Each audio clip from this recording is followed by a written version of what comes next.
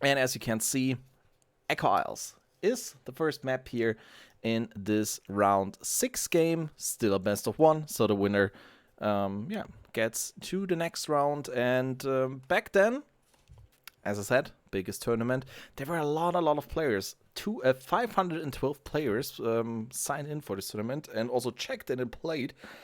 So kind of crazy to have those numbers, at least from today's standpoint. But back then, yeah, was not too uncommon that some players didn't even had the chance to play because the check-in was, or the grid was filled so quickly. Anyway, Echo Isles it is, and as you can see here, Fnatic Rotterdam is going for the Farseer as the first here. We see the Orc and we see an early War Mill here for the Orc player in orange. On the right hand side, we have World Elite IGE Soju. Normally, he's the Orc player. He's normally a native player. That's what I wanted to say. And yeah, he is also starting with the Farseer first here. So Orc Farseer, but no War Mill. So yeah, let's see what Rotterdam is going to do with that. Will be interesting to see. And yeah, Echo Isles. Not much to say about this map. Not too many things have changed here. Gold mine creeps are the same. More camp creep is the same. Well, Tide Runner spot here as well. The only thing that really changed is the Murloc Nightcrawler down there. Because, well, back then he could drop a Tomb of Experience. Obviously, nowadays that is not a possibility. So, Farseer for Soju is out. Farseer for Rotterdam is out of the altar. And they're immediately going for each other's main bases here. And yeah, Rotterdam with a nice wolf split here. So he finds the Farseer of Soju and is able to deal the first bits of damage here. Wolves of Soju turning around, now chasing the Farseer of Rotterdam. So yeah, looks like a pretty modern Orc mirror. But yeah, this game was played 15 years ago, which is super crazy if you think about it. Anyway, Soju taking to tier 2, getting the War Mill, getting the barracks, getting the Voodoo Launch here. Let's take a quick look on Rotterdam's main base. He is also taking to tier 2. He already has the War Mill. He's getting the barracks, the Voodoo Launch, and the Orc Burrow as well. So, yeah, same build order. Oh, both Wolves of Rotterdam getting ensnared here by the creeps. A nice move by Soju. But the Wolves are running out. So there is not the biggest loss in the world here for Rotterdam. No experience points so far for both players. And yeah, we see Rotterdam with the Troll Headhunters here. Ladies and gentlemen, it is an old school strat, but it's looking pretty modern, if you ask me. Obviously, the build order is kind of different. And yeah, Soju going for grunts here. Let's see. Wolves of Soju still around. Rotterdam could get one kill here, but there is the resummon. And we have the first grunt now for World Elite IGE Soju. Let's see. Tier 2 tech. Almost done here for Rotterdam. Waiting for the next Troll Headhunters to arrive here. Both players running to the Terran now, so they will both get the Fire Lord, that is for sure. Let's see who gets it first. It is Soju. Rotterdam now also with the Fire Lord here. Farseer already taking a lot of hits here. Now Rotterdam is pushed back. A little bit at least. Wolves coming in from the side, getting attacked now, but beautiful micromanagement here by the Dutchman. At tier 2, we see the Spirit Lodge for Rotterdam. And for Soju, we see the Beastery. Only one grunt so far. And Soju is going on the offensive. He is going for the main base of Rotterdam, and there we go. First wolf gets focused out just like that. Second wolf as well. New wolf summoned here by Soju, and he's immediately running back because he can't deal with those troll headhunters. The lava spawns obviously very important in yeah, this matchup, and it's also very important to focus the right units with your lava spawns, because I think you need 12 hits, 11 or 12 hits with the lava spawns. Then they're splitting, and you could get, well, 4 lava spawns here. See the second summon now here by Rotterdam. Oh, Scroll of the Beast. Rotterdam is Now, about to finish his creep camp here. Soju stealing one creep though. What about the next one? Is going to Rotterdam. The 2 more strength. Oh, okay, the Firelord wanted to go in there. And there we go. First lava spawn split here.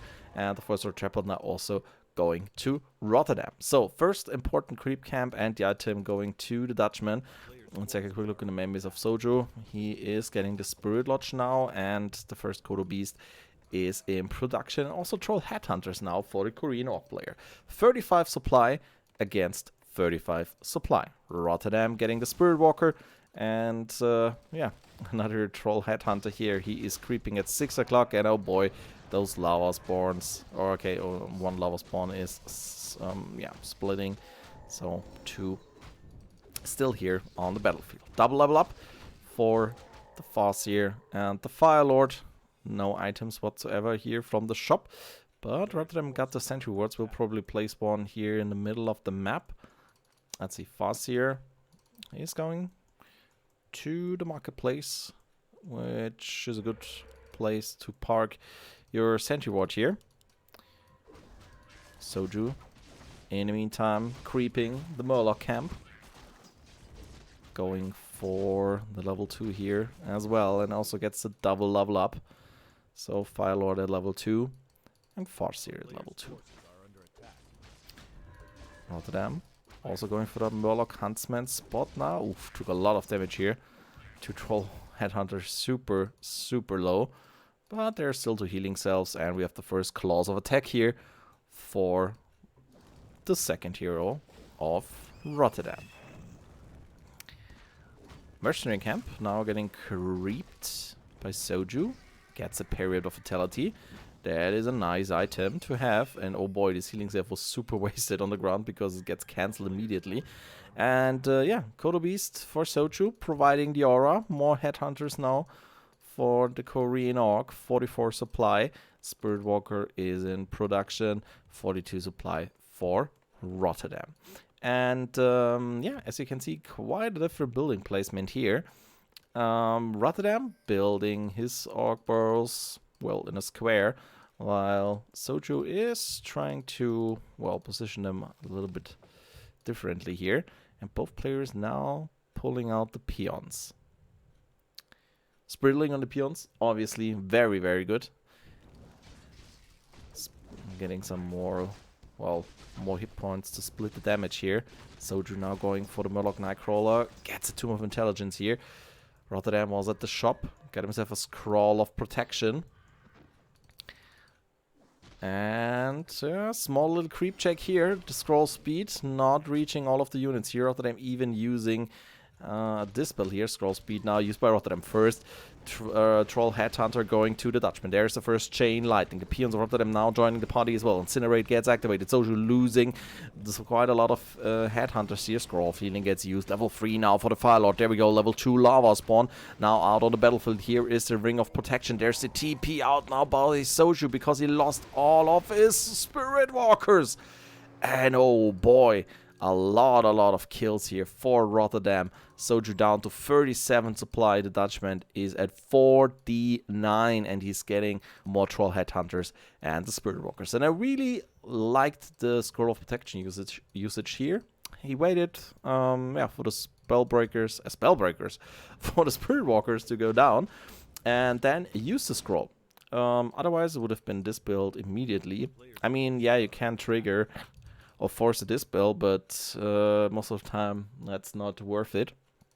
But Rotterdam now, with the shop control, gets a Scroll of Healing here, and is now creeping his natural gold mine. Ring of Protection +2 is the item, going to the Fossey here now. But he needs some healing cells, because a lot of hurt Headhunters here. But we have 2 attack upgrades already for Rotterdam. What about Soju? Soju with 0 upgrades at the moment. Okay, so that is quite a difference. That is for sure. But also interesting to see an Orc mirror between Soju and Rotterdam. I mean, they know each other, that is for sure. They've played in a lot of clan wars, even offline clan wars against each other. And Soju definitely knows how good Rotterdam is. And off-racing with Orc? Not too sure about this one here. And yeah, So far, the Korean not in the best shape. But he's back to 48 supply. Rotterdam is at 49. He's getting the first armor upgrade now for his troll headhunters. And he is going on the offensive. We might get the next fight here in the middle of the map, but Soju is running back to his main base. Next Spirit Walker is out for the World Elite player. Let's see how this fight goes. Rotterdam placing the sentry ward here. Not too sure what he should go for. Probably he's going for the Spirit Lodge now. Peons are streaming in. Same goes for the lava spawn. Oh, the Farseer out of position here a little bit. Scroll speed gets used now. Soju going on the offensive here with the Kodo Beast there. The first dispels, trying to get rid of those lava spawns. The Kodo Beast of Soju is getting focused. Scroll speed once again. A lot of peons fighting here. Chain lightning rattling through the Dutch Orc army. Rotterdam still in a pretty good position here, using his scroll protection. Next, Spirit Wolves are getting summoned and Soju is pushed back. There is another chain lightning.